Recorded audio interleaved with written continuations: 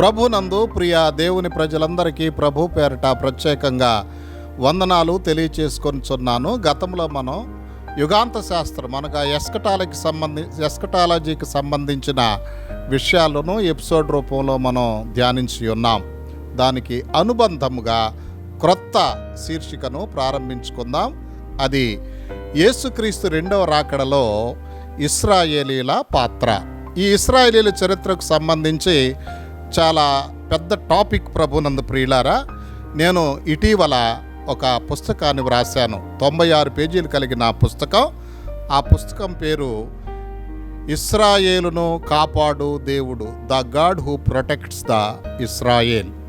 దీనిలో ఇశ్రాయేలీల చరిత్ర చాలా వరకు గత చరిత్ర, వర్తమాన చరిత్ర, భవిష్యత్తుకు సంబంధించిన చరిత్ర వ్రాయటం జరిగింది. ఈ 96 పేజీలుగా ఇశ్రాయేల్ చరిత్రను 30 నిమిషాల్లో 3 ఎపిసోడ్లుగా చెప్పదలిచాను. కాబట్టి మీరు శ్రద్ధతో ప్రార్థనాపూర్వకంగా ఆలకించాలని ప్రభు ప్రేమను బట్టి తెలియచేస్తున్నాను. నేను ఇప్పుడు చెప్పేటువంటిది ఏమిటంటే ఇశ్రాయేలీల గత చరిత్ర. ఇశ్రాయేలీలు అనగా అబ్రహాం సంతానం. వాళ్ళకే యూదులని పేరు. యూదులు కాని వారెవరు కూడా ఇశ్రాయేలీలు ఎంతమాత్రం కూడా కాదు. వీళ్ళు యేసు ప్రభు వారు జీవించిన కాలంలో పాలస్తీనా దేశంలో నివాసం ఉండేవారు.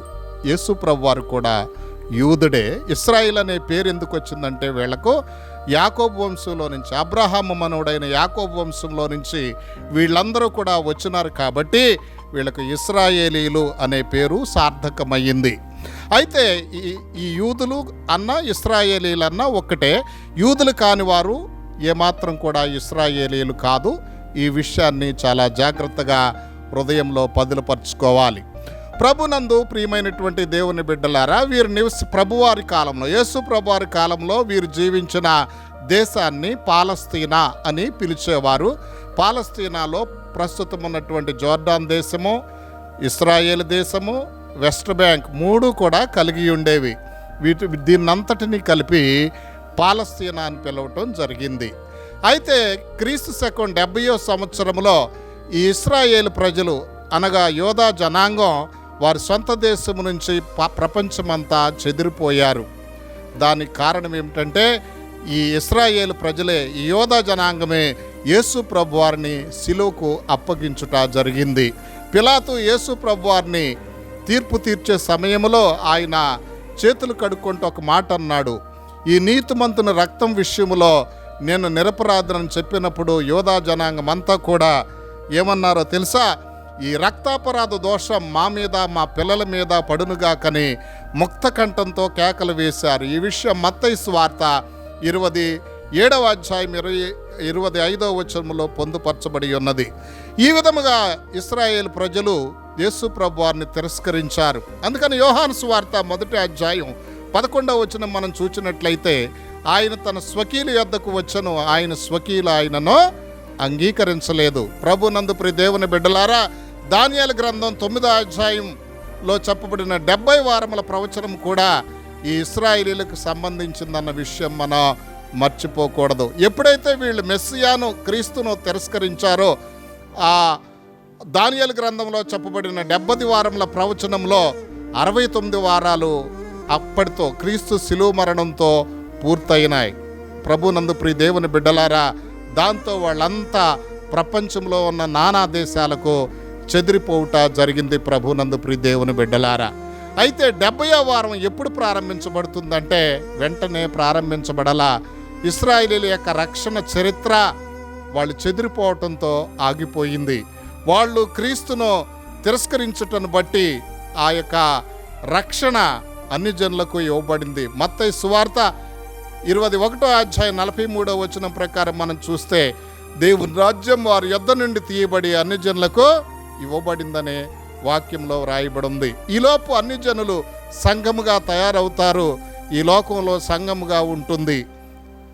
ఆ సంఘముగా ఉన్నంత వరకు ఇశ్రాయేలీలకు రక్షణ ఏమాత్రం లభించదని దేవుని యొక్క వాక్యములో వ్రాయబడి ఉంది. ప్రభునందు ప్రియ దేవుని బిడ్డలారా, ఎప్పుడైతే అన్ని జనుల కాలం, ఇశ్రాయేలీల అన్ని జనుల కాలం రక్షణ సంపూర్ణమవుతుందో, రోమాపత్రిక 11వ అధ్యాయం 25వ వచనం ప్రకారం మనం చూస్తే అనుజనుల ప్రవేశం సంపూర్ణమైన తరువాత ఇశ్రాయేలీలకు రక్షణ వస్తుందని రోమాపత్రిక 11వ అధ్యాయము 25వ వచనం నుండి 27వ వచనం వరకు స్పష్టముగా వ్రాయబడి ఉంది. అయితే గమనించాలి, ఆ సంఘం వెళ్ళిపోయిన తరువాత మరలా ఇశ్రాయేలీల యొక్క 70వ వారం ప్రారంభించబడుతుంది. ఇశ్రాయేలీల యొక్క రక్షణ కార్యం ప్రారంభించబడుతుంది. ప్రభునందు ప్రియ దేవుని బిడ్డలారా, అంచేతన ఇశ్రాయేలీలు చెదిరిపోయిన వారు 1917వ సంవత్సరంలో వారి స్వదేశానికి వచ్చారు. అప్పటి పాలస్తీనా దేశం ఇప్పుడు ఇశ్రాయేల్ దేశంగా పిలువబడింది. క్రీస్తకం 1948వ సంవత్సరం మే 14వ తారీఖున ప్రపంచ పటంలో ఒక నూతన దేశం ఏర్పాటు చేయబడటం జరిగింది. అదే ఇశ్రాయేలీ దేశం. దానిలోనే ఇశ్రాయేలీలు నివాసం ఉంటున్నారు. వీళ్ళు రహస్య రాకడ తదుపరి ఇంకా ఆయన 1000 ఏండ్ల పరిపాలనలో కూడా ఉంటారు. ప్రభునందు ప్రియ దేవుని బిడ్డలారా, గమనించాలి, వాళ్ళ చరిత్ర ప్రస్తుతం కొనసాగుతూ ఉంది. చెదిరిపోయిన వాళ్ళు మరలా తిరిగి వచ్చారు. అంజూరపు చెట్టు చిగురించింది. అంజూరపు చెట్టు ఇశ్రాయేలు జాతికి సాదృశ్యం. అంజూరపు చెట్టు చిగురించిందంటే చెదిరిపోయినటువంటి ఇశ్రాయేలీలు మరలా వారి స్వదేశమునకు తిరిగి వచ్చినారు. ప్రభునందు ప్రియ దేవుని బిడ్డలారా, తిరిగి వచ్చి వారి జీవనాన్ని కొనసాగించుకుంటూ ఉంటున్నారు. తర్వాత వారి యొక్క వర్తమాన చరిత్ర ఎలా ఉంటుంది, భవిష్యత్తు ఎలా ఉంటుంది, రానున్న ఎపిసోడ్లో మనం చాలా వివరంగా ధ్యానించుదాం. అప్పటి వరకు ప్రభువారు మిమ్మల్ని నిండారుగా ఆశీర్వదించుదురుగాక. ప్రభునందు ప్రియులారా, చిన్న ప్రార్థన చేసుకుందాం. దయామయుడా తండ్రి, మీకు వందనాలు స్తోత్రాలు చెల్లించుకొనిచున్నాం. ఇశ్రాయేలీల గత చరిత్రను గురించి మాకు తెలియచేసినందులకు స్తోత్రాలు నాయన. చెదిరిపోయిన జనాంగం తండ్రి మరలా తిరిగొచ్చి ఇశ్రాయేల్ దేశంగా ఏర్పడ్డారు ప్రభువా. నాయన తండ్రి, ఆ గత చరిత్ర ముగిసింది, మరి వర్తమాన చరిత్ర ఎలా ఉండబోతుందనే విషయాన్ని గూర్చి మేము ధ్యానించనయుండగా మీ సన్నిధి మాతో ఉంచండి. విత్తబడిన ఈ వాక్యం వ్యర్థంగా సైతాన్ని ఎత్తుకొని పోకుండా ఒక్కొక్కరి హృదయంలో 30దంతులుగా 60దంతులుగా 100ంతులుగా ఫలింప చేయమని యేసుక్రీస్తు వారి శ్రేష్టమైన నామములో ప్రార్థించి స్తుతించి వేడుకొనుచున్నాము పరమ తండ్రి. ఆమేన్.